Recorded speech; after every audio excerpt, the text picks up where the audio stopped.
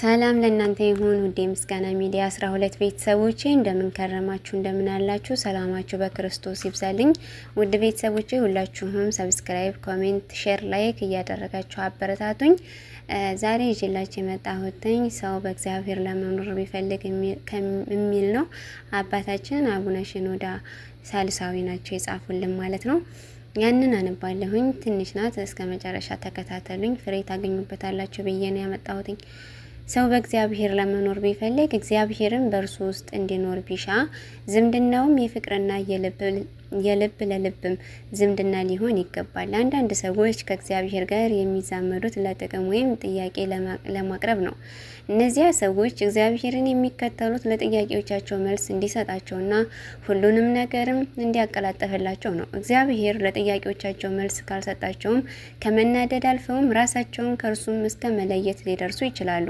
እንደነዚህ አይነት ሰዎችም ስራቸውም እንደ ትንሽዬ ልጅ ነው። ትንሽዬ ልጅ የሚጫወትበትና የሚፈልገውን ሁሉ የሚሰጠውንም ይወዳል። ነገር ግን በእግዚአብሔር ውስጥ አያድርም።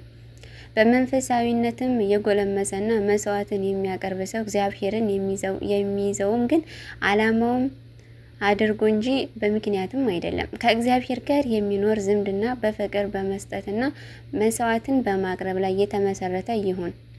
በዚህም አይነት መንገድም ልብህንና ስሜትህንም ትሰጠዋለህ፣ ጊዜህንና ሁሉን ነገር ግን ትሰጠዋለህ፣ ራስህንም ትሰጠዋለህ።